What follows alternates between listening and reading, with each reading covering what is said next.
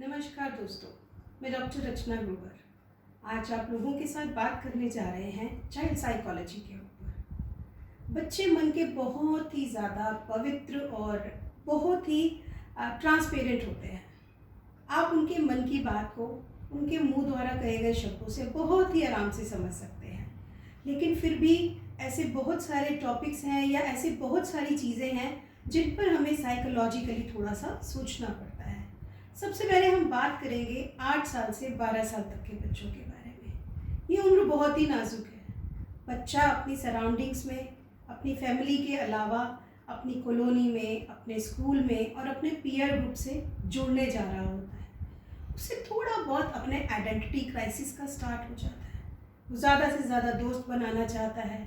वो ज़्यादा से ज़्यादा अपनी बात को सही साबित करने में लगा होता है और उसके अंदर बहुत से ऐसे परिवर्तन आ रहे होते हैं जिन्हें वो शायद खुद भी समझ नहीं पा रहा होता और वो चाहता है कि कोई उससे प्यार से बात करे। और जहाँ तक आप लोग जानते हैं और मैं भी जानती हूँ कि हर उम्र में, हर पड़ाव पर बच्चों के लिए उसके माता पिता हर समय खड़े होते हैं, बट साथ ही साथ एक इम्पॉर्टेंट रोल प्ले करती है उसकी अध्यापिका।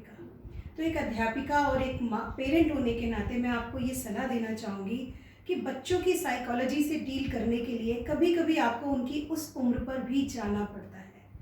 बस मैं मानती हूँ कि हो सकता है ये संभव ना हो कि हम 8 साल में जब कैसे थे तब हमारे माँ बाप ने हमारे साथ कैसे डील किया हमें याद नहीं है, लेकिन इस बात को समझने के लिए हमें थोड़ा सा देखना पड़ेगा।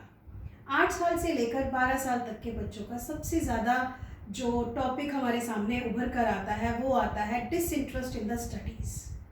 उनका पढ़ाई में मन नहीं लगता। और आज जब पेंडेमिक की कंडीशन चल रही है, जब हम लोग लॉकडाउन में घर के अंदर ही बैठे हुए हैं, ऐसे समय में इन बातों को और भी ज़्यादा ध्यान से हमें देखना पड़ रहा है। इसलिए नहीं कि बच्चे प्रॉब्लम खड़ी कर रहे हैं, इसलिए कि ये वो वाला टाइम है जिसे अगर सकारात्मक रूप से लिया जाए तो माता पिता और बच्चों को अपना समय साथ बिताने का मौका मिला है। तो आप इसे ज़रा सोच के देखिए। इसकी सकारात्मकता हम इस तरीके से निकाल सकते हैं कि बच्चों के इंटरेस्ट को हम समझें। ज़रूरी नहीं है कि वो बच्चा पढ़ना नहीं चाहता है, हो सकता है वो उस समय नहीं पढ़ना चाहता, तो हमें उनके इंटरेस्ट और उनके स्कूल के टाइम टेबल के बीच में एक बैलेंस क्रिएट करना होगा। उस इंटरेस्ट के साथ साथ बहुत सारे बच्चे समर वेकेशन हॉलीडेज भी इसी समय मना रहे हैं, तो हम उनकी उन एक्टिविटीज़ को या उन इंटरेस्ट को वोकअप कर सकते हैं, जगा सकते हैं, जिसको वो बहुत अच्छे से इस्तेमाल कर सके। डेफिनेटली आप माने या नहीं, ये आपके लिए भी एक अपॉर्चुनिटी का टाइम है।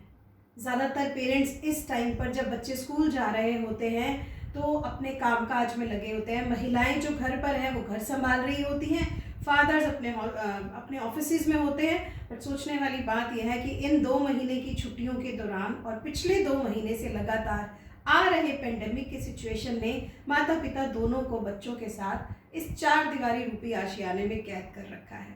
तो हमें ये बात समझनी होगी कि हम बच्चों के साथ उनके साथ प्यार और मोहब्बत से उनकी बातों को समझकर उनके इंटरेस्ट को क्रिएट करें। ये ज़रूरी नहीं है कि वो बच्चा सिर्फ पेंटिंग में इंटरेस्ट रख रहा है तो उसे ज़बरदस्ती हम पेंटिंग ही नहीं कराएं। नहीं, मुझे लगता है वो बच्चा हो सकता है चाह रहा हो कि मुझे प्लांट भी लगाने हैं, तो क्यों ना हम उसे छत पर, घर के पीछे, घर के आगे, जहाँ थोड़ा सा हमारे पास दालान हो वहाँ पर मिट्टी दे दें, प्लांट बोने के लिए उसे थोड़े से बीज दे दें ताकि वो अपने तरीके का एक गार्डन तैयार कर ले।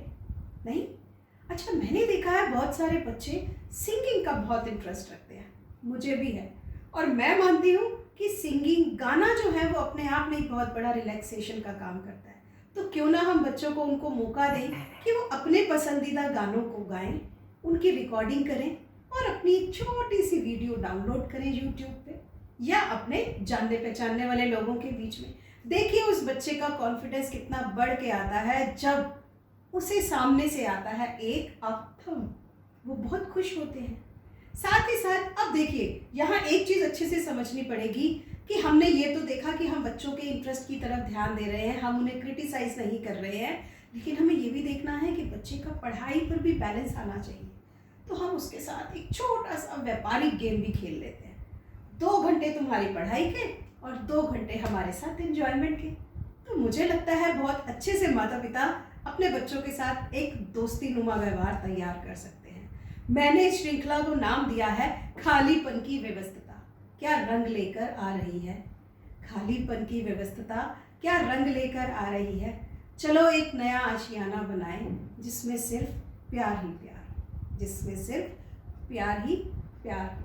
साथ ही हम कोशिश कर सकते हैं बच्चों के साथ खाना बनाने की। हम कोशिश कर सकते हैं बच्चों के साथ कुछ ऐसे गेम्स खेलने की जिसमें उनका इंटरेस्ट हो। आप तो अपना बचपन भूल चुके हैं, तो क्यों ना बचपन को दोबारा से जी लिया जाए। तो ये बहुत सारे काम हैं जो हम कर सकते हैं। मैंने कुछ बच्चे ऐसे भी देखे हैं जो 10 से 12 साल की उम्र में लिखने का बहुत शौक रखते हैं। आप माने या ना माने, इस बाल सुलभ मन के अंदर इतने सारे विचार होते हैं कि उन्हें निकालना संभव नहीं होता। तो लेट्स ट्राई दिस ऑल्सो। उन्हें बोलिए एक अच्छी सी डायरी गिफ्ट कीजिए कलरफुल पेजेस की, और उन्हें बोलिए रोज़ अपनी डायरी में अपने विचारों को वो लिखिए। चाहे उनका गुस्सा हो, चाहे उनका प्यार हो, चाहे उनकी कोई क्रिएटिविटी हो, चाहे वो कोई पोम लिखना चाहे, चाहे वो कोई छोटी सी कहानी लिखना चाहे या कोई नाटक भी लिखना चाहे, लिखने दीजिए। उड़ने दीजिए उन्हें, उन्हें पतंगों की तरह उड़ने दीजिए, उन्हें नए पंख पसारे इंसान की तरह। ये टाइम आप लोगों को समस्या रूप देखकर नहीं लगेगा, आपको ये समय वो लगेगा जब एक रिकंस्ट्रक्शन का पुनर्जन्म हो रहा है। वो समय जब हम कम से कम साधनों के साथ, सीमित साधनों के साथ, अपने और अपने परिवारजनों के साथ समय बिता सकते हैं और एक नए तरीके के पारिवारिक जीवन की शुरुआत कर सके हैं, जिसके अंदर हो सकता है गुस्सा, लड़ाई, झगड़े या ताने कसना या इस तरह की बातों की जगह ही ना रहे। साथ ही साथ एक बहुत इम्पॉर्टेंट चीज़ जो मैं आपको बताना चाहूँगी कि पिछले 12 सालों से नैतिक मूल्यों पर पढ़ाते पढ़ाते मैंने एक चीज़ को और समझा कि हमें अपने बच्चों को थोड़ी बहुत धार्मिक और नैतिक शिक्षा भी देनी चाहिए। वो जुड़ी हुई है कई बातों से। उन्हें टाइम स्पेंड करना चाहिए अपने दादा दादी या नाना नानी के साथ, हाँ अपने माता पिता के साथ भी, क्योंकि उनकी और उनके बच्चों की उम्र में बहुत गैप है। तो कहीं ना कहीं कुछ बचपन की ऐसी बातें जो आपने आज तक कभी शेयर नहीं की हैं, कीजिए ना अपने बच्चों के साथ शेयर, और उन्हें कहिए लिखें एक नई कहानी अपने माता पिता को पात्र बनाकर। तो देखिए क्या रंग लाती है ये चाइल्ड साइकोलॉजी की नई धारा। उम्मीद करती हूँ आप फिर इंतज़ार करेंगे मेरी अगली वीडियो का। नमस्कार।